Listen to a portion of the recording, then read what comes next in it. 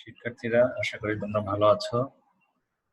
আমরা গতকাল সেকেন্ড লেকচারটা শেষ করেছি। আজকে আমরা থার্ড লেকচারে চলে যাব। আমরা আজকে হলো কোয়ান্টাম সংখ্যা নিয়ে কথা বলবো।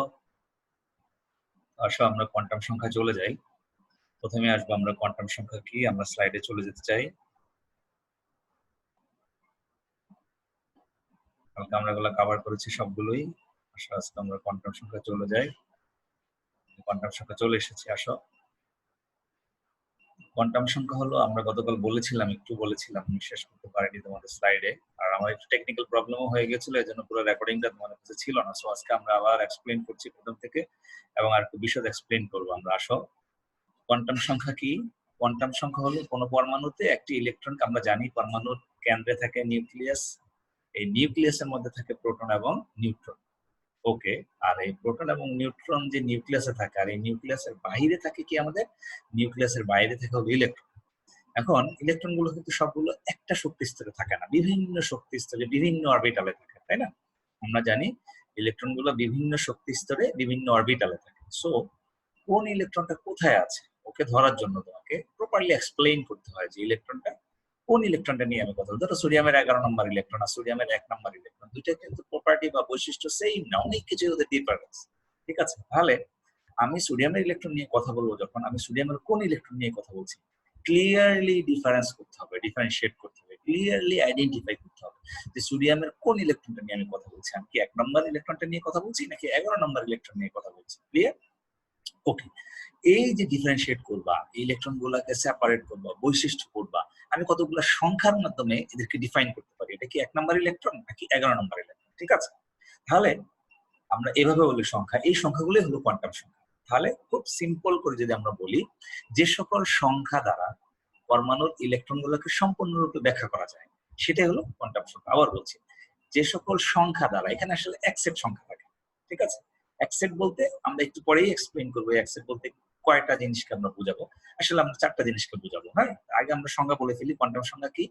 তাহলে আমরা বলবো কোনো পরমাণুতে কোনো একটি ইলেকট্রনকে সম্পূর্ণরূপে ব্যাখ্যা করার জন্য, যেমন আমি সোডিয়ামের একটা ইলেকট্রন নিয়ে কথা বলতে চাই, এটা আমাকে কত নম্বর ইলেকট্রন সেটা আমাকে এক্সপ্লেইন করতে হবে। ঠিক আছে, তাহলে পরমাণুর মধ্যে যে ইলেকট্রন থাকে, এই ইলেকট্রন গুলোকে সম্পূর্ণরূপে ব্যাখ্যা করার জন্য এক সেট সংখ্যার দরকার। এই সংখ্যাগুলোকে বলা হয় কোয়ান্টাম সংখ্যা। আবার বলছি, কোন পরমাণুতে যে ইলেকট্রন থাকে, এই ইলেকট্রনকে সম্পূর্ণরূপে ব্যাখ্যা করার জন্য এক সেট সংখ্যার দরকার হয়। এই সংখ্যাগুলোকে বলা হয় কোয়ান্টাম সংখ্যা। ঠিক আছে, এখন আসো, এই সম্পূর্ণরূপে ব্যাখ্যা করা বলতে আমরা কোন প্রপার্টিটাকে বোঝাচ্ছি। যেমন ধরো, আমি আমাদের একজন স্টুডেন্টকে আমি যদি ব্যাখ্যা করতে চাই, ধরো তোমার নাম হলো, ধরো আমার একজন স্টুডেন্ট, ওর নাম হলো ধরো নিশা, এখন আমি নিশাকেই ব্যাখ্যা করতে চাই। ওকে, তাহলে নিশাকে ব্যাখ্যা করতে চাইলে আমাকে বলতে হবে ওর উচ্চতা কয় ফিট কয় ইঞ্চি, ওর গায়ের রং কোথায়, ওর অ্যাড্রেস কি, ওর বাবার নাম কি, ওর মায়ের নাম কি, ও কোন কলেজে পড়ে, ওর রোল নাম্বার কত, এভরিথিং বলার পর আমরা বলতে পারি যে ওকে আমি কমপ্লিটলি এক্সপ্লেইন করলাম বা সম্পূর্ণরূপে ব্যাখ্যা করলাম। ঠিক আছে, কিন্তু আমাদের এখানে হলো এরকম নিয়ম না। আমাদের এখানে নিয়মটা কি, আমি যদি কোন একটা ইলেকট্রনকে সম্পূর্ণরূপে এক্সপ্লেইন করতে চাই, তাহলে আমাকে 4টা বিষয় এক্সপ্লেইন করতে হবে। কয়টা বিষয়? 4টা বিষয়। এই 4টা বিষয় কি কি? প্রথমে বলতে হবে ইলেকট্রনটা কোন শক্তি স্তরে আছে।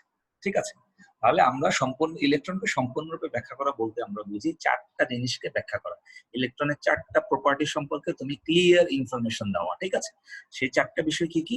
ফার্স্ট বিষয়টা হলো তোমার, সেটা হলো যে ইলেকট্রনটা কোন শক্তি স্তরে আছে সেটা বলা। ঠিক আছে, ইলেকট্রনটা কোন শক্তি স্তরে আছে তোমাকে সেটা বলতে হবে। ঠিক আছে, 2 নম্বর হলো, আমরা জানি শক্তি স্তরের আবার উপশক্তি স্তর আছে, মানে অরবিটালে আছে, কোন কক্ষপথে আছে তুমি প্রথমে এটা বলে ফেললা যে ইলেকট্রনটা এই কক্ষপথে আছে।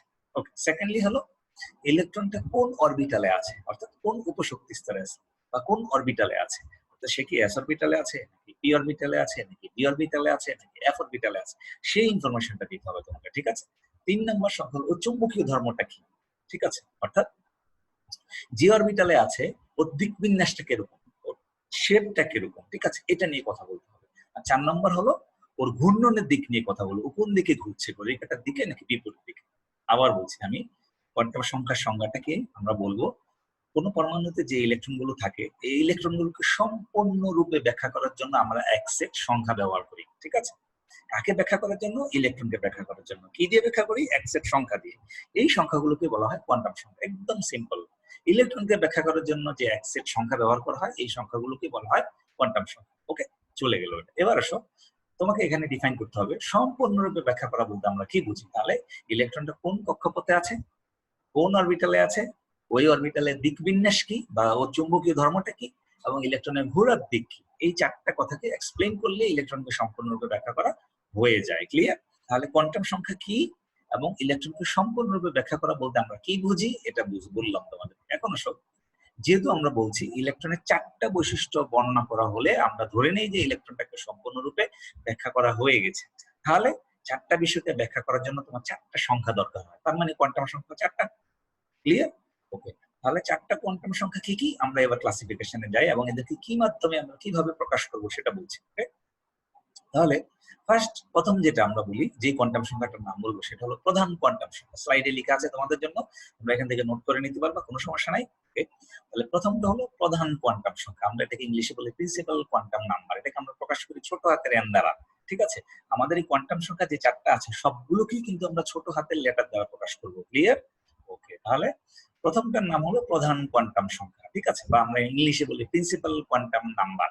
ওকে, দ্বিতীয়টার নাম হলো, এটা দিয়ে আমরা বুঝাই, আমরা নেক্সট এক্সপ্লেন করব কি ব্যাখ্যা করি, কিভাবে করি সেটা আমি এক্সপ্লেন করবো নেক্সটে। আমি আগে শুধু নাম বলে যাই চারটা। দ্বিতীয়টার নাম হলো সহকারী কোয়ান্টাম সংখ্যা, ইংলিশে বলি আমরা এজিমুথাল কোয়ান্টাম নাম্বার। ওকে, এজিমুথাল কোয়ান্টাম নাম্বার বা সহকারী কোয়ান্টাম সংখ্যা। ওকে, তৃতীয়টার নাম হলো চুম্বকীয় কোয়ান্টাম সংখ্যা বা ম্যাগনেটিক কোয়ান্টাম নাম্বার, এটাকে আমরা প্রকাশ করি ছোট হাতের এম দ্বারা। আর সহকারী কোয়ান্টাম সংখ্যাকে আমরা প্রকাশ করি ছোট হাতের এল দ্বারা। আর 4 নাম্বার যেটা, সেটার নাম হলো ঘূর্ণন কোয়ান্টাম সংখ্যা বা স্পিন কোয়ান্টাম নাম্বার, সেই জন্য এটাকে আমরা প্রকাশ করি ছোট হাতের এস দ্বারা। ক্লিয়ার? তাহলে আমরা শিখলাম কোয়ান্টাম সংখ্যা কি, কোয়ান্টাম সংখ্যা দিয়ে আমরা কাকে এক্সপ্লেইন করি, ইলেকট্রন। সম্পূর্ণরূপে এক্সপ্লেইন করা বলতে কয়টা বৈশিষ্ট্যকে এক্সপ্লেইন করতে হয়, চারটা বৈশিষ্ট্য।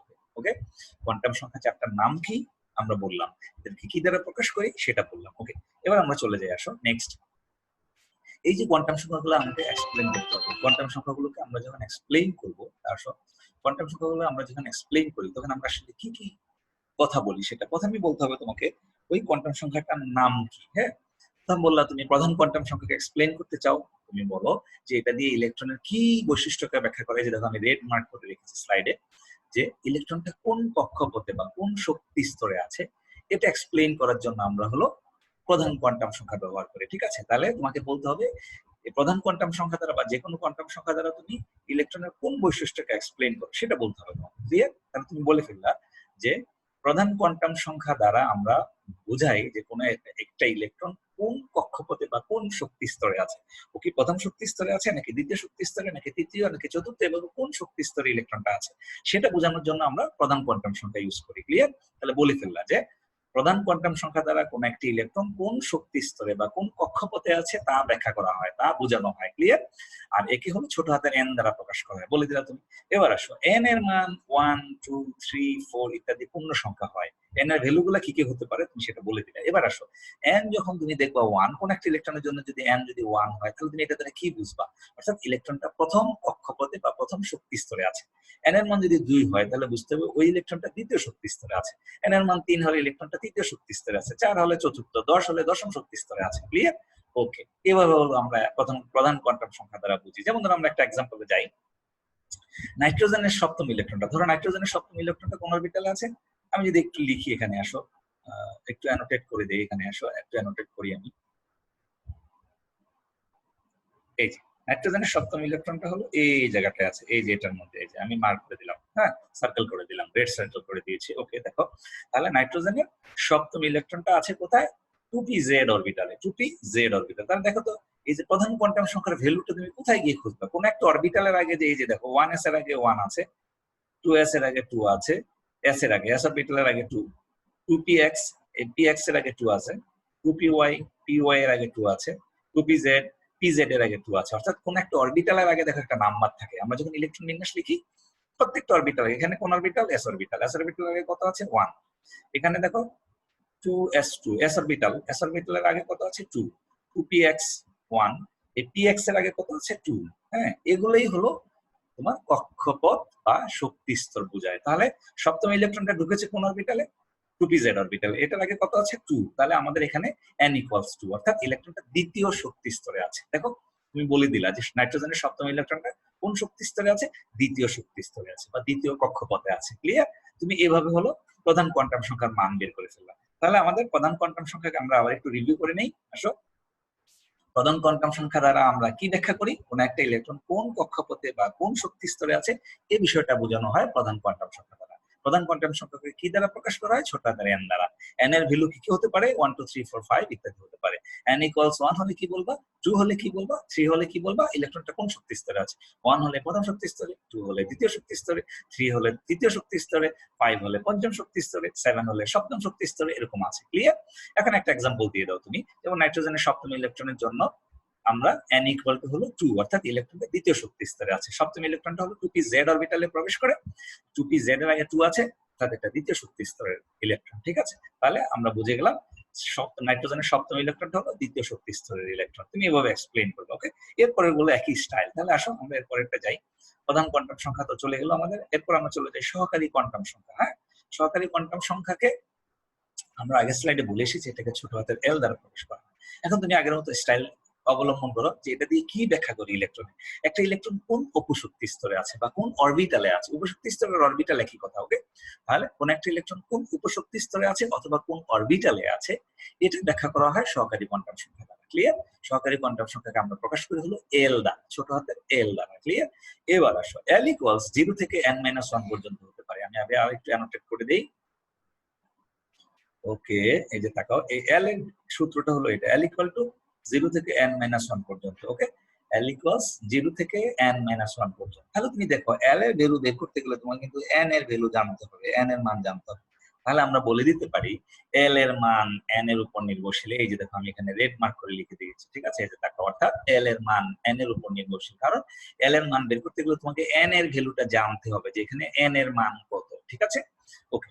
তাহলে আবার বলছি, আমরা সহকারী কোয়ান্টাম সংখ্যা দ্বারা আমরা বুঝাই যে কোন একটা ইলেকট্রন কোন উপশক্তি স্তরে বা কোন অরবিটালে আছে সেটা এক্সপ্লেইন করা হয় সহকারী কোয়ান্টাম সংখ্যা দ্বারা। এটাকে কি দ্বারা প্রকাশ করা হয়?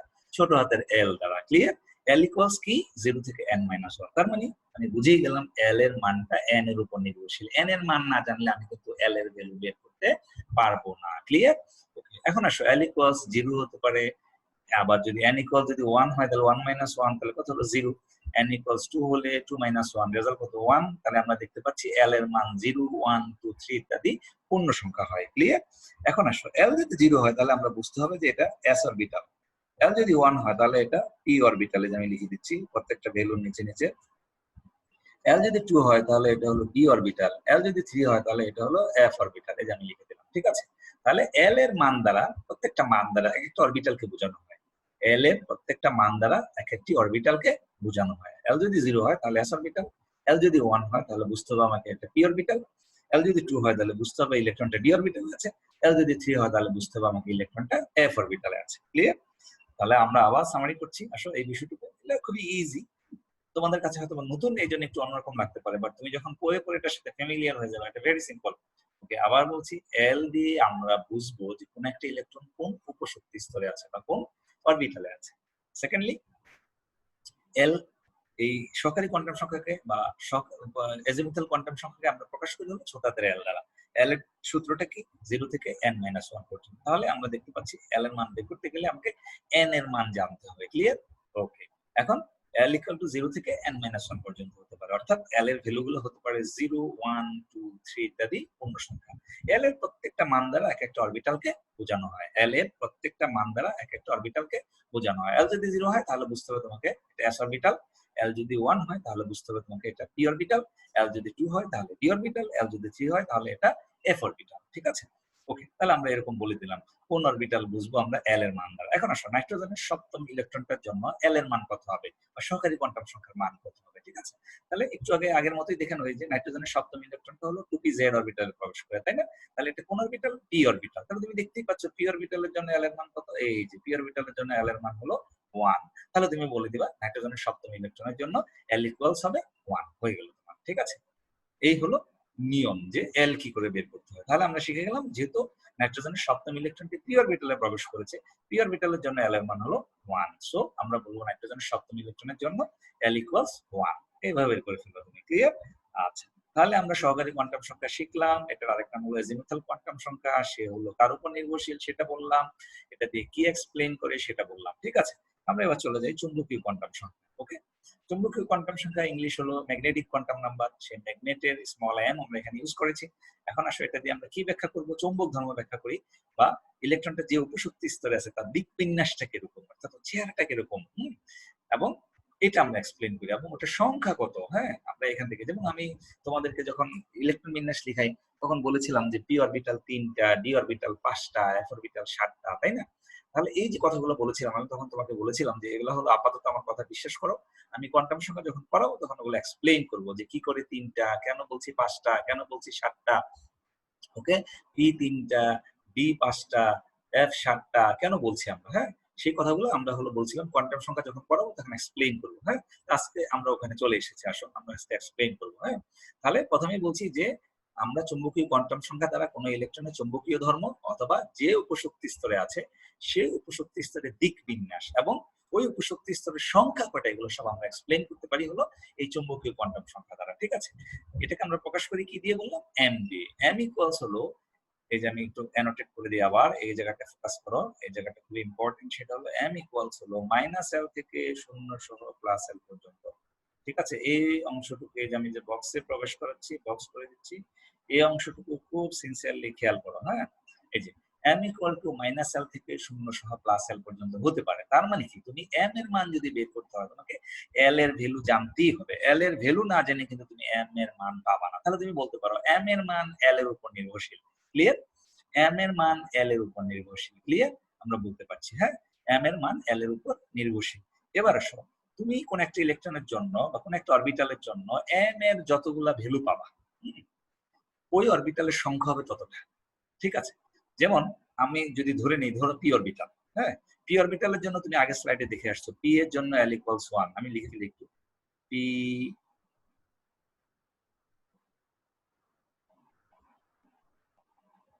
পি এর জন্য আমি লিখছি, দেখো, পি এর জন্য l ইকুয়ালস 1, এটা তুমি আগের স্লাইডে দেখে আসছো, আমি এই জিনিসটা লিখলাম। ঠিক আছে, তাহলে খেয়াল করো তো, l যদি 1 হয় তাহলে -1 0 +1, তাহলে এই যে খেয়াল করো, l যদি 1 হয় এই জায়গাটা এটা l হবে, এটা l হবে, এগুলা m না।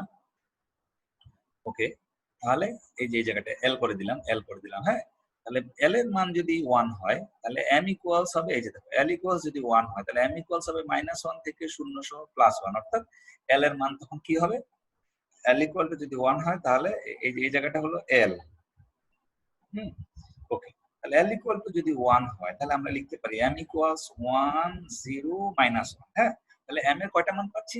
l যদি 1 হয় তাহলে m এর মান পাচ্ছি 3টা, -1 0 +1, 3টা মান পাচ্ছি। মান যতটা পাবা অরবিটালও ততটা। ঠিক আছে, তাহলে খেয়াল করো তো, l এর মান 1 মানে কোন অরবিটাল? p orbital. এই যে আমি এখানে লিখে দিলাম p অরবিটাল। হ্যাঁ, তাহলে p অরবিটাল।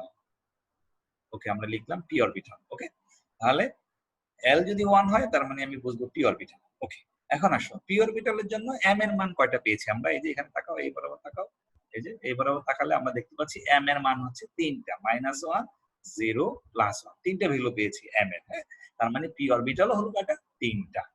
m এর মান যতটা পাবা অরবিটালও ততটা, px py pz। এখন তুমি px এর জন্য 1 ধরতে পারো, py এর জন্য 0 ধরতে পারো, pz এর জন্য -1 ধরতে পারো। আবার তুমি ইচ্ছা করলে অন্যটা ধরতে পারো, ধরো px এর জন্য 0, py এর জন্য ধরো 1, pz এর ধরো -1, অর্থাৎ যে কোনোটার জন্য ধরতে পারো। তোমার কার জন্য কোন মানটা সেটা ইম্পর্টেন্ট না, তোমাকে শুধু এখানে দেখতে হবে যে কোনো একটি অরবিটালের জন্য m এর মান কয়টা পেয়েছো, ওই অরবিটালের সংখ্যাও ততটা। ঠিক আছে, যেমন p অরবিটালের জন্য l ইকুয়ালস 1, এই যে একটু আগে দেখালাম p অরবিটালের জন্য l ইকুয়ালস 1। l যদি 1 হয় m এর মান হয় 3টা, -1 0 +1, 3টা। তাহলে m এর মান যেহেতু 3টা, কাজে p অরবিটালও কয়টা? 3টা। এই যে আমরা লিখে দিয়েছি, যেহেতু m এর 3টি মান তাই p অরবিটাল 3টি, এই যে আমরা লিখে দিলাম এখানে। ক্লিয়ার? ওকে, এবার আসো d অরবিটালের জন্য হলো l ইকুয়ালস হলো 2, এই যে l হবে, প্রিন্টিং মিস্টেক হয়েছে, l ইকুয়ালস টু। ডি অরবিটালের জন্য ধরো আমি লিখলাম এটা ডি অরবিটাল,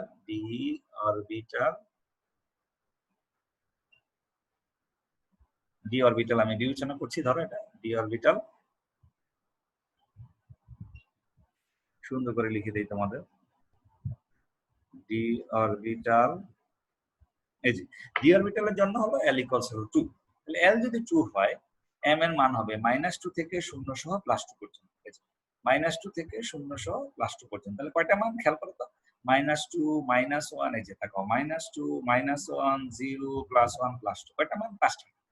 তাহলে তুমি পেয়ে গেলা d অরবিটালের জন্য L এর ভ্যালু হলো 2। L যদি 2 হয় তাহলে M এর মান হয় 5 টা। -2 থেকে +2 পর্যন্ত কয়টা ভ্যালু? 5 টা ভ্যালু। তার মানে d অরবিটাল হলো 5 টা। ঠিক আছে? তাহলে এই যে দেখো আমরা বলে দিতে পারছি কোন একটা অরবিটাল আসলে কয়টা। এই যে আমরা একটু আগে লিখেছিলাম আগের স্লাইড গুলোতে ইলেকট্রন বিন্যাস লেখার সময় p অরবিটাল 3টা px, py, pz। 3টা কি করে লিখলাম? এই যে কোয়ান্টাম সংখ্যা দিয়ে এক্সপ্লেইন করা যাচ্ছে এটা, হ্যাঁ? আবার d অরবিটাল হলো 5টা। এই 5টা কি করে এক্সপ্লেইন করব? -2, -1, 0, +1, +2 এই 5টা ভ্যালু। আচ্ছা আমি একটা ফোন ধরছি একদম। আমি একটা ক্লাস নিচ্ছি। তুমি ওখানে পার্টিসিপেট করলে করতে পারো, হ্যাঁ? পরে কথা বলবো তোমার সাথে। আচ্ছা, তাহলে আমরা কি বললাম? যে d অরবিটালের জন্য L এর মান হলো 2, L এর মান যদি 2 হয় তাহলে M এর হয় 5টা ভ্যালু। সেই 5টা ভ্যালু -2, -1, 0, +1, +2 যেহেতু আমি M এর 5টা মান পেয়েছি, সো আমি বলে দেব d অরবিটালও কয়টা? 5টা। ঠিক আছে? এইভাবে আমরা হলো চৌম্বকীয় কোয়ান্টাম সংখ্যাকে ইউজ করি। ক্লিয়ার? ওকে, তাহলে আবার বলছি আমরা একটু সামারি করি আসো। চুম্বকীয় কোয়ান্টাম সংখ্যার ইংলিশ হলো ম্যাগনেটিক কোয়ান্টাম নাম্বার। সেই ম্যাগনেটের স্মল m হলো আমরা একে প্রকাশ করি। ঠিক আছে? আচ্ছা, তারপর হলো এটা দিয়ে আমরা কি এক্সপ্লেইন করি? ইলেকট্রনের চৌম্বকীয় ধর্ম এবং ইলেকট্রনটা যে অরবিটালে আছে সে অরবিটালের দিক বিন্যাসটা কি এবং ওই অরবিটালের সংখ্যা কত এটা আমরা এক্সপ্লেইন করতে পারি। ঠিক আছে? m ইকুয়াল টু হলো -l থেকে 0 সহ +l পর্যন্ত হয়। অর্থাৎ m এর মানটা হলো l এর উপর নির্ভরশীল। m এর বিভিন্ন মান দ্বারা বিভিন্ন অরবিটালকে বোঝানো হয়। প্রত্যেকটা মান দ্বারা m এর প্রত্যেকটা মান দ্বারা একটি অরবিটালকে বোঝানো হয়। l ইকুয়ালস যদি 1 হয় তাহলে m হয় 3টা মান, -1, 0, +1 3টা মান দ্বারা 3টা অরবিটালকে বোঝানো হয়। l ইকুয়ালস যদি 2 হয় অর্থাৎ যদি d অরবিটাল হয় তাহলে m এর আমরা 5টা মান পাই, -2, -1, 0, +1, +2 যেহেতু m এর 5টা মান পেয়েছি সো d অরবিটালও কয়টা? 5টা। f এর জন্য হলো 3 তাহলে -3 থেকে 0 সহ +3 7টা মান, হ্যাঁ? এইজন্য f অরবিটালও কয়টা? 7টা। এভাবে আমরা এটাকে এক্সপ্লেইন করি, হ্যাঁ? এবার আমরা চলে যাই আসো লাস্ট কোয়ান্টাম নাম্বার যেটা সেটা হলো স্পিন কোয়ান্টাম নাম্বার, হ্যাঁ? আমরা এখন সেখানে চলে যাই। Spin quantum number. তো আসো স্পিন কোয়ান্টাম নাম্বারটা কি? স্পিন কোয়ান্টাম নাম্বার হলো ধরো তোমরা যতটা ভদ্র, ইলেকট্রন গুলো কিন্তু অতটা ভদ্র নয়, ওরা খুবই বজ্র। ওকে, কন্টিনিউয়াসলি ঘুরে।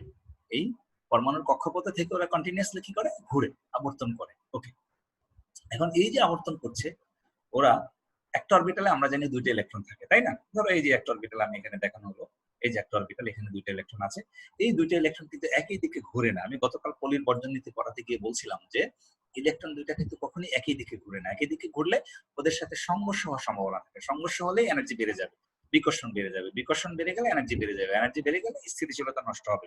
সো ওরা ওই কাজটা করে না, একই দিকে ঘুরে না। হ্যাঁ, ওদের টার্গেট থাকে কিভাবে স্থিতিশীলতা বাড়াতে পারে, সংঘর্ষ অ্যাভয়েড করতে পারে। ঠিক আছে?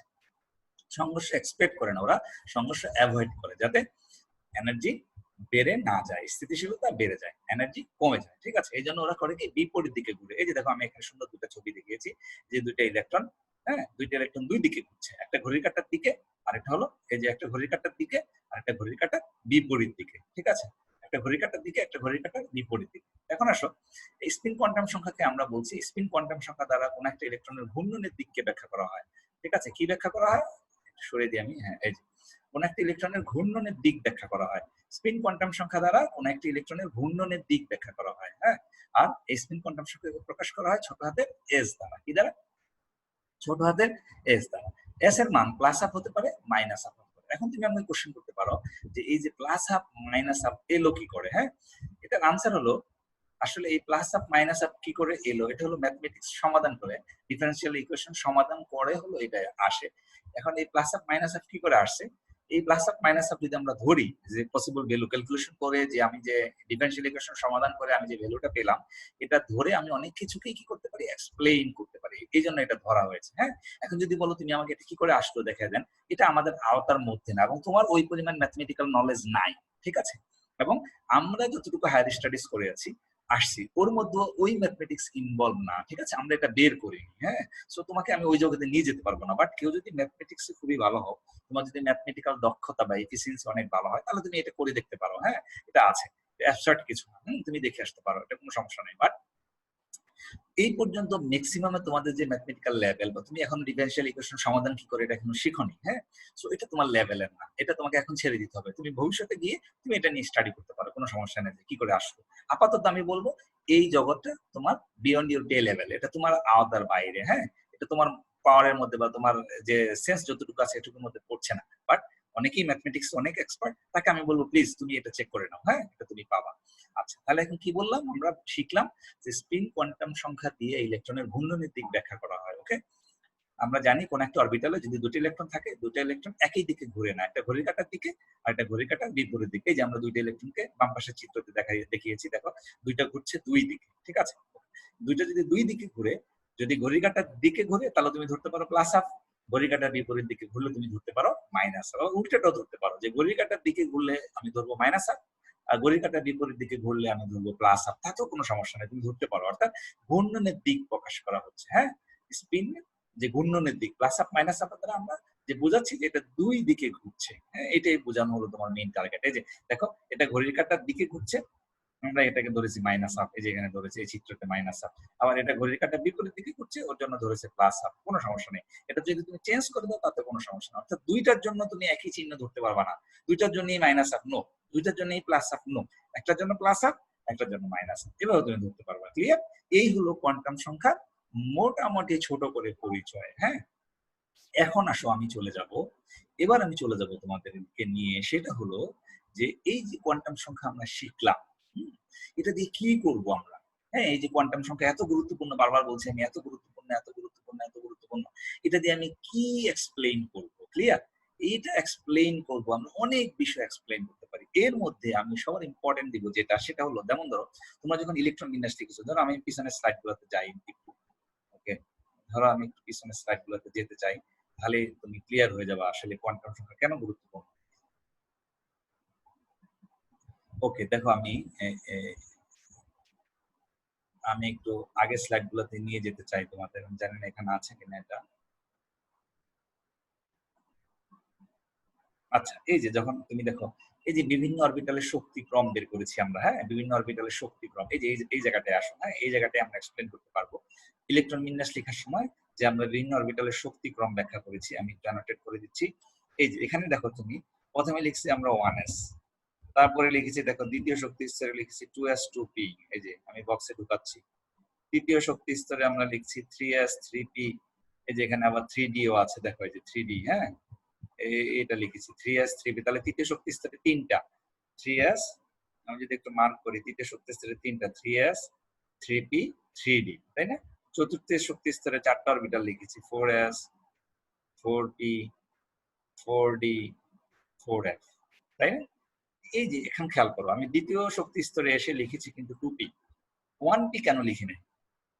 তৃতীয় শক্তি স্তরে এসে 3d লিখেছি, 2d কেন লিখিনি? 1d কেন লিখিনি? আমি এই যে ধরো আমি তোমাকে বলছি, আমি হলো 1s লিখলাম, 1p কেন নয়? 1d কেন নয়? 1f কেন নয়?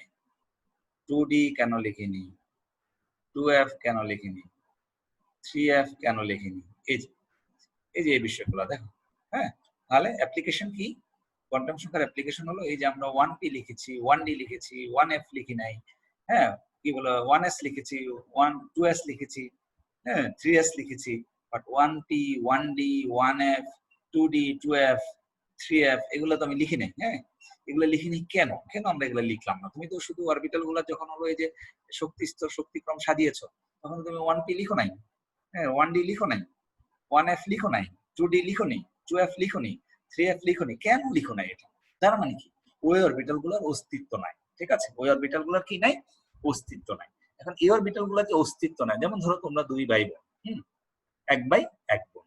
এখন আমি যদি তোমাকে বলি আচ্ছা তোমার এই সেকেন্ড বোনটার নাম বলো তো, তুমি কি বলতে পারবা? না, বলতে পারবা, ঠিক আছে? এই জন্য তুমি নাম বলতে পারছো না, এর কারণ কি? ওর অস্তিত্ব না, ওর অস্তিত্ব না থাকলে নাম থাকবে কোথেকে? ঠিক এখানেও এই যে আমাদের এই অরবিটাল গুলো, এই যে আমরা লিখলাম এগুলো, হ্যাঁ? এই যে 1p 1d 1f 2d 2f, এগুলোর কোনো কি নাই? অস্তিত্ব নাই, ঠিক আছে? এই যে এগুলো এক্সিস্ট করে না, অর্থাৎ অস্তিত্ব নাই, এটা তুমি মুখে বললে তো হবে না, এটা আমরা কোয়ান্টাম সংখ্যা দিয়ে এক্সপ্লেইন করতে পারি যে সত্যি 1p এর কোনো অস্তিত্ব নাই, 1D এর কোনো অস্তিত্ব নাই, 1F এর কোনো অস্তিত্ব নাই, 2D এর অস্তিত্ব নাই, 2F অস্তিত্ব নাই, তো সম্ভব নয়। হ্যাঁ, 3F সম্ভব নয়। এই যেগুলো সম্ভব নয় এটা আমরা এই তোমার কোয়ান্টাম সংখ্যা দিয়ে এক্সপ্লেইন করতে পারি। হ্যাঁ, এগুলা কিন্তু পরীক্ষায় আসে।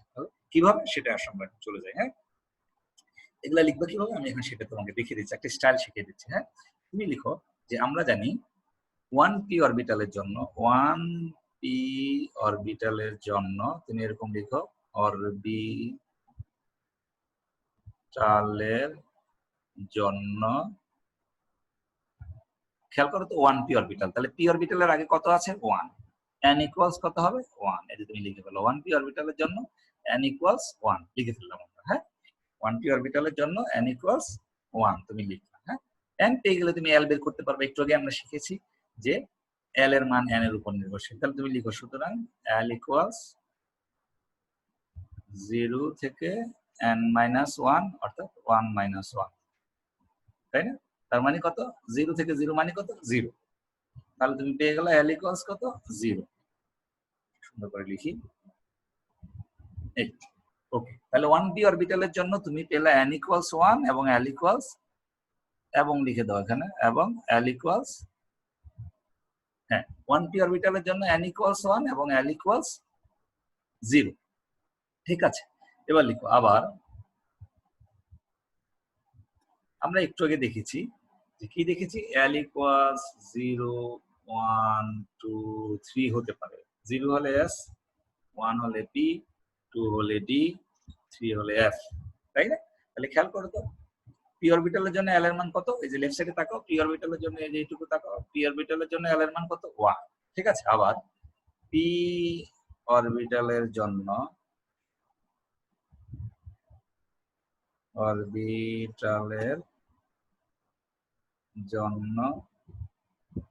l ইকুয়ালস 1 তুমি লিখে দিলে, l ইকুয়ালস 1, p অরবিটালের জন্য l ইকুয়ালস কত 1। ঠিক আছে, তাহলে তাকাও তো, কিন্তু 1p অরবিটালের জন্য l কি 1 পেয়েছো? দেখো তো 1p অরবিটালের জন্য l ইকুয়ালস কিন্তু 1 পাইনি আমরা, পেয়েছি কত 0, তার মানে মিলল না। p অরবিটালের জন্য এবং আমি j অরবিটাল বিবেচনা করব, 1p অরবিটাল দুইটার জন্য l এর মান সেম হতে হবে। ঠিক আছে, তাহলে ওটা এক্সিস্ট করে, অস্তিত্ব থাকে। ঠিক আছে, আদারওয়াইজ এটার অস্তিত্ব নেই, তাই না? ওকে, তাহলে আমরা লিখি, কিন্তু এখানে লিখে দেই, কিন্তু 1p এর জন্য l is not equals 1, সুতরাং 1p সম্ভব নয়। বাস হয়ে গেল,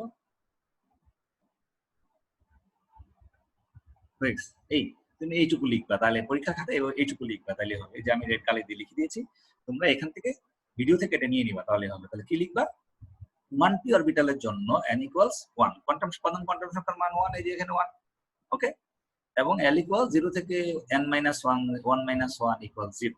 তাহলে তুমি 1p এর জন্য n পেলা হলো 1 আর l পেলা হলো 0। ঠিক আছে, আবার p অরবিটালের জন্য l ইকুয়ালস কত 1, কিন্তু 1p এর জন্য l ইজ নট ইকুয়ালস 1। তাহলে 1p এর জন্য আর p এর জন্য দেখো l এর ভ্যালু ম্যাচ করে নাই।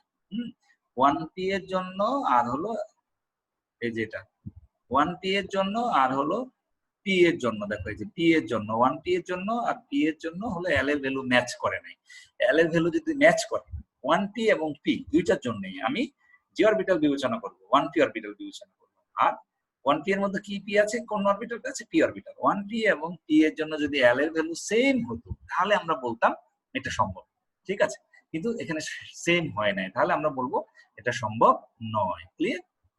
এখন আসলে আমরা আরেকটা যাই, হ্যাঁ, দেখি 2D সম্ভব কিনা। আমরা একটু মুছে আমরা যাই, এই রেজাল্টটা নিয়ে নেই। এখন আমরা 2D লিখবো, অথবা আমরা 2p চেক করি। ওকে, আসো আমরা 2pটা চেক করি। হ্যাঁ, 2p সম্ভব কিনা এটা আমরা চেক করতে চাই।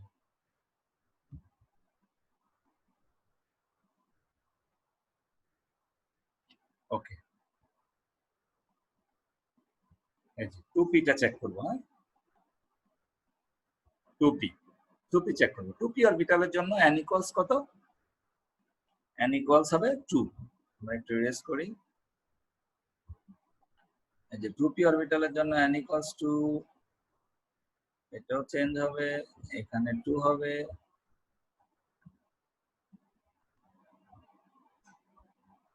ওকে, এগুলো আমরা লিখবো। 2p সম্ভব কিনা আমরা এটা এখন চেক করছি। হ্যাঁ, ওকে, তাহলে আসো দেখো একই নিয়মে 2p এর জন্য n ইকুয়ালস কত 2, এই যে আমরা লিখলাম 2, এবং l ইকুয়াল 0 থেকে 2 মাইনাস 1, তাহলে কত হয় 0 থেকে 2 মাইনাস 1 মানে কত 0 থেকে 1, তার মানে ভ্যালুটা কত 0 এবং 1, 0, 1, ঠিক আছে, এই যে পেয়ে। তাহলে 2p এর জন্য l এর মান হবে, এই যে l ইকুয়ালস হবে 0 এবং 1, দুইটা মান হতে পারে, ঠিক আছে। এবার আসো p অরবিটালের জন্য l ইকুয়ালস কত 1, দেখো ম্যাচ হয়ে গেছে। তাহলে 2p এর জন্য l এর মান 1 পেয়েছি, p এর জন্য l এর মান 1। হ্যাঁ, তাহলে আমরা এটুকু মুছে দেই। এখন লিখবা কিভাবে? এখন লিখবো হলো এইভাবে। এখন যেহেতু দুইটা ম্যাচ করেছে,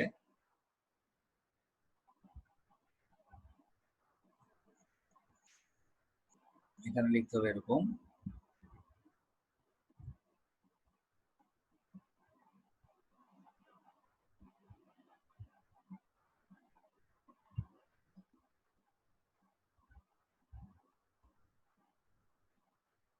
ওকে, এবার লিখো যেহেতু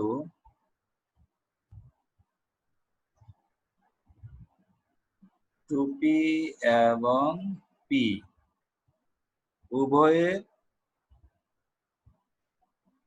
জন্যই l ইকুয়ালস 1, সুতরাং 2p সম্ভব হয়ে গেল, ঠিক আছে। তাহলে কি করে লিখবো আমি আবার বলছি। 2p অরবিটালের জন্য n ইকুয়ালস 2 এবং l ইকুয়ালস 0 থেকে 2 মাইনাস 1, 0 থেকে 1 অর্থাৎ 0 এবং 1, হ্যাঁ, পেয়ে গেলাম তুমি।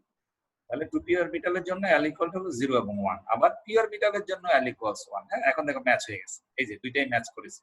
2p এর জন্য 1 পেয়েছি, p এর জন্য 1 পেয়েছি, দুইটা যেহেতু এবার লিখো যেহেতু 2p এবং p উভয়ের জন্যই l ইকুয়ালস, উভয়ের জন্যই এটা জন্যই কিন্তু উভয়ের জন্যই l ইকুয়ালস 1, সুতরাং 2p সম্ভব। ক্লিয়ার? আচ্ছা, এবার আসো আমরা আরেকটা চেক করি। ধরো 3d অরবিটাল সম্ভব কিনা। হ্যাঁ, আমরা একটু ইরেজ করি। ওকে, 3d অরবিটালের জন্য যেতে চাই, এটা মুছতে হবে, এটা মুছতে হবে। 3d এর জন্য p না, এটা 3, এটা d,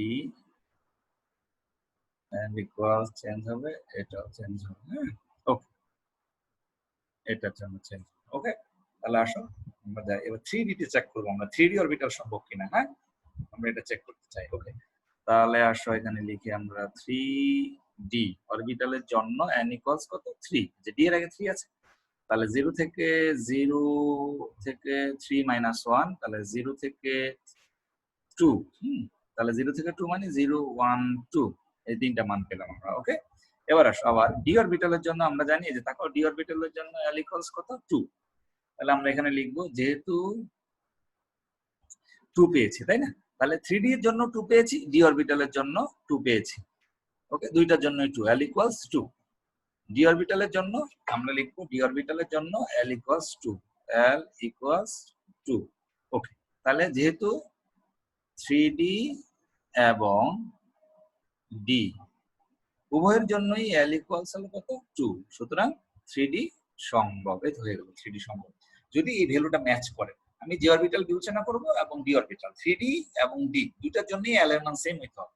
যদি সেম হয় তাহলে আমরা বলে দেব ওই অরবিটালটা সম্ভব। ওকে, আর যদি সেম না হয় তাহলে আমরা বলবো এটা সম্ভব নয়। ক্লিয়ার? আচ্ছা, একই ফরম্যাটে আমরা আবার চেক করব। এখন ধরো 2d সম্ভব কিনা, এখন আমি চেক করতে চাচ্ছি যে 2d সম্ভব কিনা। আসো তাহলে 2d, আমি 2 তে চলে যাই। 2d,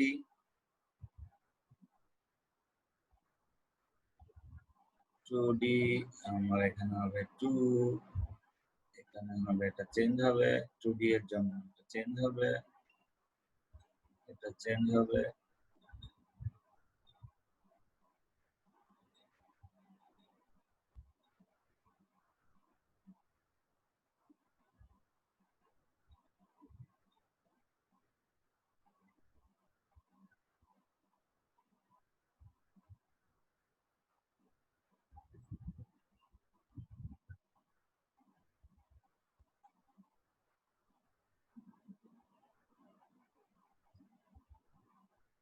ওকে, আসো তাহলে আমরা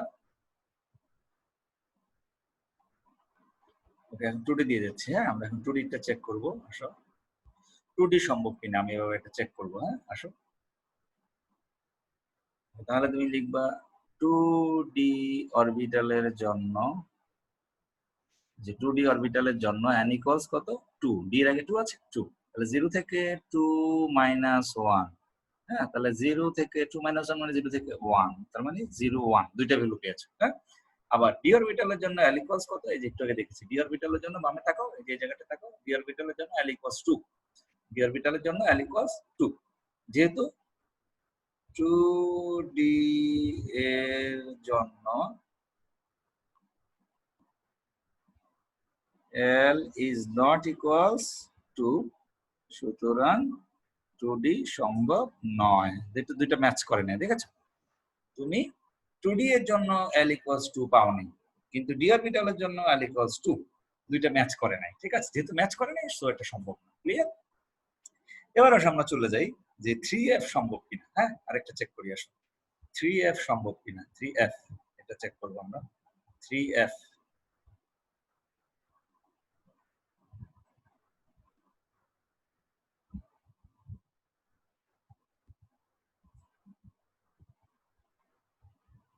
3F সম্ভব কিনা আমরা এটা যাচাই করতে চাই।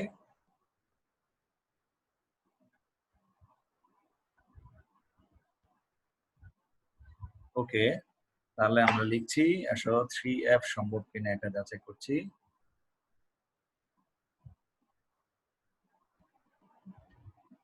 3F, 3F এর জন্য n ইকুয়ালস কত 3।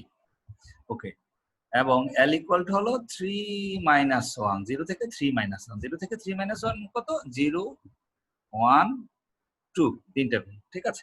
এবার আসো f অরবিটালের জন্য, আবার f অরবিটালের জন্য, এটা f অরবিটাল হবে, f অরবিটালের জন্য l ইকুয়ালস কত, এই যে f এর জন্য l ইকুয়ালস কত 3, এই যে এই পাশে আছে দেখো, এই যে আমরা এখানে লিখেছি f এর জন্য l ইকুয়ালস 3।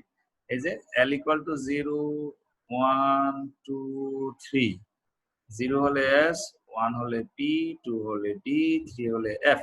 হ্যাঁ, তাহলে f অরবিটালের জন্য এই যেটা f অরবিটালের জন্য l ইকুয়ালস কত 3, l ইকুয়ালস 3, এই যে লিখলাম 3। হ্যাঁ, এখন লিখো যেহেতু 3F এর জন্য L is not equal to 3, এই যে 3 তো আমরা পাই নাই, দেখো তো এখানে 0 1 2 পেয়েছি, 3 কিন্তু নাই। যেহেতু 3F এবং F এর জন্য L এর ভ্যালু ম্যাচ করে নাই, সো আমরা বলে দিব 3F সম্ভব নয়। সুতরাং 3F সম্ভব নয়। হয়ে গেল, এভাবে তুমি করবা। তাহলে এই যে আমরা আগে লিখেছি যে 1S, এরপরে 2S লিখেছি, 2P লিখেছি, 2D কেন লিখলাম না, হ্যাঁ 1P 1D কেন লিখি নাই, এগুলো এখন তুমি এই কোয়ান্টাম সংখ্যা দিয়ে ইজিলি বের করতে পারো। হ্যাঁ, এভাবে হলো তোমাকে এটা প্র্যাকটিস করতে হবে। ক্লিয়ার? তাহলে কোয়ান্টাম সংখ্যা দিয়ে আমরা এগুলা বের করতে পারি, যাচাই করতে পারি যে কোন অরবিটাল সম্ভব, কোন অরবিটাল সম্ভব নয়। ঠিক আছে? ওকে, এরপরে আসো খুবই গুরুত্বপূর্ণ আমরা আরো কিছু কাজ করতে পারি। সেটা কি? সেটা হলো আমরা কোন অরবিটাল, এই যে শক্তির ক্রম যে এখানে সাজিয়েছিলাম আগের স্লাইডে, আমরা যে দেখিয়েছিলাম তোমাদের শক্তির ক্রম বের করার যে পদ্ধতি, এই শক্তির ক্রম বের করার পদ্ধতিতে কোন অরবিটালের চেয়ে কোনটা শক্তি কম বেশি সেটাও কিন্তু আমরা এখান থেকে বের করতে পারি। আসলে কিভাবে বের করি? n প্লাস l এর নিয়ম। হ্যাঁ, তোমরা শুনবা n প্লাস l এর নিয়ম। n প্লাস l ভ্যালু বের করবো। ধরো আমি এই যে এই দুইটা অরবিটাল নিলাম, যে 4s এবং 3d। হ্যাঁ, 4s এবং 3d, অথবা ধরো এই যে আমি লিখবো ধরো 3p এবং 3d, এই যে এই দুইটা চিন্তা করো। হ্যাঁ, 3p এবং 3d, আমি এই যে যেটা 3p আর হলো এই যে 3d, এই দুইটার মধ্যে কার শক্তি কম? তোমরা দেখতে পাচ্ছ এখানে 3p শক্তি কম, 3d শক্তি বেশি। এখন এটা তুমি, আমি গতকাল বলেছিলাম আগের লেকচারগুলোতে, এটা হলো নন সায়েন্টিফিক। ওকে, এখন আমরা সায়েন্টিফিক অ্যাপ্রোচে যদি যাই, হ্যাঁ সায়েন্টিফিক অ্যাপ্রোচে গেলে 3p এবং 3d অরবিটালের মধ্যে কার শক্তি কম বেশি, তাহলে তুমি এখানে কি লিখবে? একটা টেবিল করে ফেলো। এখানে লিখো অরবিটাল,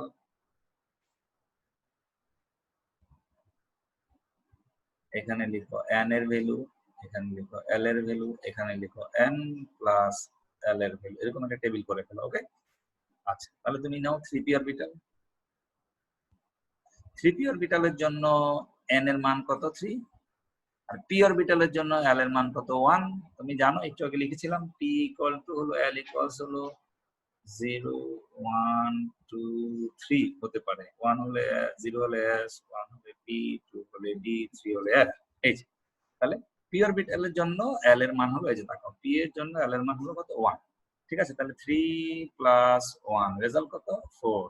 এই ঠিক আছে, এবার তুমি নিচে 3d লিখো। 3d এই যে 3d এর জন্য n এর মান কত 3, l এর মান কত, d অরবিটালের জন্য l এর মান কত, তুমি এই যে বামে আছে লিখে রেখেছি আমি, এখানে দেখো 2 d অরবিটালের জন্য l এর মান 2, তাহলে 3 প্লাস 2 ইকুয়ালস কত 5, তাই না? তাহলে আমরা কি লিখতে পারি 4 লেস দেন 5 লিখতে পারি। 4 কে পেয়েছো কার জন্য 3d এর জন্য, তাহলে তুমি লিখে ফেলো 3p লেস দেন 5 পেয়েছো কার জন্য 3d এর জন্য, হয়ে গেল। ঠিক আছে, ইজিলি আমরা ক্যালকুলেশন করে ফেললাম। 3p এবং 3d এই দুটোর মধ্যে কোনটার এনার্জি কম এবং বেশি আমরা ইজিলি ক্যালকুলেশন করতে পারলাম। ঠিক আছে, ওকে, তাহলে এই হলো পদ্ধতি। এই n প্লাস l এর নিয়ম হলো এটা, আমি কোয়ান্টাম সংখ্যা দিয়ে বের করতে পারি কোন অরবিটালের চেয়ে কোন অরবিটালের শক্তি কম এবং বেশি। ওকে, এখন আসলে আমরা আরেকটু ক্রিটিক্যাল দুইটাতে যাই। ক্রিটিক্যাল দুইটা হতে পারে এরকম, ধরো এই যে 4p 3d এবং হলো 4s, হ্যাঁ, বা 4p, 3d এবং 4p এই দুইটা আমরা চেক করি। হ্যাঁ, 3d এবং 3d এর জন্য করাই আছে, এখন আমি 3p না দিয়ে এখানে 4p দিয়ে দিতে চাই আমি শুধু 4p। তাহলে এখন আমি আসলে এখানে 4p দেই। এই দুইটার ক্ষেত্রে তুমি কি করে সিদ্ধান্ত নিবা সেটা একটু বলে দিয়ে আসো, যেগুলো ক্রিটিক্যাল সেখানে তুমি কি করে সিদ্ধান্ত নিবা। ওকে, আমি 4p তে চলে আসলাম। হ্যাঁ, 4p এর জন্য n এর মান কত 4, আর p এর জন্য l এর মান কত 1, তাহলে 4 প্লাস 1 রেজাল্ট কত 5। এই যে দেখো দুইটাই সেম হয়ে গেছে। তাহলে এখন আমরা কি করব, মহাবিপদে পড়ে গেছে, তাই না? যে দুইটাই সেম, তাহলে কি করবে, সেম যখন হবে তখন তোমাকে হলো সিদ্ধান্তটা নিতে হবে হলো কোনটা দিয়ে সিদ্ধান্ত নিবা, যে n এর ভ্যালুটা দিয়ে সিদ্ধান্ত নিতে হবে। ঠিক আছে, তখন l টা ইম্পর্টেন্ট না, n টা ইম্পর্টেন্ট। যখন দুইটা সেম হয়ে যাবে, n প্লাস l যদি ভ্যালুটা সেম হয়, তাহলে সেই ক্ষেত্রে তুমি দেখবা কার জন্য n এর মান কম। ঠিক আছে, n এর মান কার জন্য কম, সেটাই হবে শক্তি কম হবে। ঠিক আছে, সেটাই স্টেবিলিটি বেশি হবে। তাহলে আমরা এইটুকু মুছে ফেলতে হবে, এগুলো মুছে ফেলি। তাহলে আমরা এখন দেখছি n এর মান কম কার, যেহেতু দুইটা সেম হয়ে গেছে, এক্ষেত্রে n এর মান কম কার, n এর মান কম পেলাম আমরা হলো 3d এর জন্য। 3d এর জন্য দেখো n এর মান 3, আর 4p এর জন্য n এর মান হলো 4। সো আমরা এখন এখানে লিখে ফেলবো, কি লিখবো, এটা লিখবো যে 3d লেস দেন 4p। ঠিক আছে, এই ক্ষেত্রে তোমাকে সিদ্ধান্তটা নিতে হবে প্রধান কোয়ান্টাম সংখ্যার মান দিয়ে, যার প্রধান কোয়ান্টাম সংখ্যার মান কম হবে তার শক্তি কম হবে। ঠিক আছে, so 3d less than 4p, এই হলো নিয়ম। তাহলে আমরা কি শিখলাম, আমরা শিখলাম কোয়ান্টাম সংখ্যা দিয়ে আমরা আসলে কিভাবে প্রয়োগ করছি। এক নম্বর কথা হলো কোন কোন অরবিটালের অস্তিত্ব আছে সেটা বের করতে পারছি। এই যে আমরা 1p 1d কেন এগুলো লিখছি না, কারণ এগুলোর অস্তিত্ব নাই, এগুলো সম্ভব নয়। তাহলে এটা কোয়ান্টাম সংখ্যা দিয়ে প্রুফ করতে পারছি যে আমাদের এটা কি নাই, অস্তিত্ব নাই। তারপর হলো এই যে বিভিন্ন অরবিটালের শক্তিক্রম আমরা যে অ্যারো দিয়ে দিয়ে দিয়ে দিয়ে করেছিলাম, এটা হলো নন সায়েন্টিফিক ছিল। সায়েন্টিফিক ওয়েতে আমরা এক্সপ্লেইন করতে পারছি কোন অরবিটালের শক্তি বেশি, কোন অরবিটালের শক্তি কম। কারণ আমাদের যে আব্বাও নীতি আছে ওখানে বলেছে শক্তি যে অরবিটালের শক্তি কম সেখানে প্রবেশ করবে। তাহলে আমাকে জানতে হবে সায়েন্টিফিক ওয়েতে যে কোন অরবিটালের শক্তি কম। এই যে আমরা সাজিয়েছি, এই সাজানোর ক্রমটা ঠিক আছে কিনা তুমি এটা কোয়ান্টাম সংখ্যা দিয়ে বের করতে পারো। এভাবে তোমাকে পরীক্ষায় যে কোনোটা দিতে পারে যে কোন অরবিটালের শক্তি কম উল্লেখ করো, চারটা দিয়ে বলে দিল কোনটার কম, তাহলে তোমাকে n প্লাস l এর নিয়ম দিয়ে বলতে হবে, তুমি এভাবে ক্যালকুলেশন করতে পারবে। বা তোমাকে বলতেই পারে যে n প্লাস l নিয়ম কি। তাহলে n হলো প্রধান কোয়ান্টাম সংখ্যা, l হলো সহকারী কোয়ান্টাম সংখ্যা। প্রধান কোয়ান্টাম সংখ্যা এবং সহকারী কোয়ান্টাম সংখ্যার মানের যোগফল যে কোনো অরবিটালের জন্য আমরা যদি প্রধান কোয়ান্টাম সংখ্যা এবং সহকারী কোয়ান্টাম সংখ্যার মানের যোগফল বা সমষ্টি বের করি, তারপর যার জন্য মানটা সমষ্টির মান কম হবে সে অরবিটালের শক্তি কম হবে। ঠিক আছে, এই হলো নিয়ম, এবং সে অরবিটালে ইলেকট্রন আগে প্রবেশ করবে। ক্লিয়ার? আর যদি যে ক্ষেত্রে আমরা দেখবো দুইটা সমান হয়ে যায়, সেই ক্ষেত্রে হলো যার প্রধান কোয়ান্টাম সংখ্যার মান কম তার শক্তি কম। ক্লিয়ার? এই হলো নিয়ম, আর কিছু না। সো আজকে আমরা এখানে রাখছি, আমাদের কোয়ান্টাম সংখ্যা শেষ হয়ে গেল, এর পরবর্তীতে আমরা আর অন্য লেকচার দিব। তো সবাই ভালো থাকো, নেক্সট লেকচার পর্যন্ত আজকে এখানে শেষ করছি। আল্লাহ হাফেজ।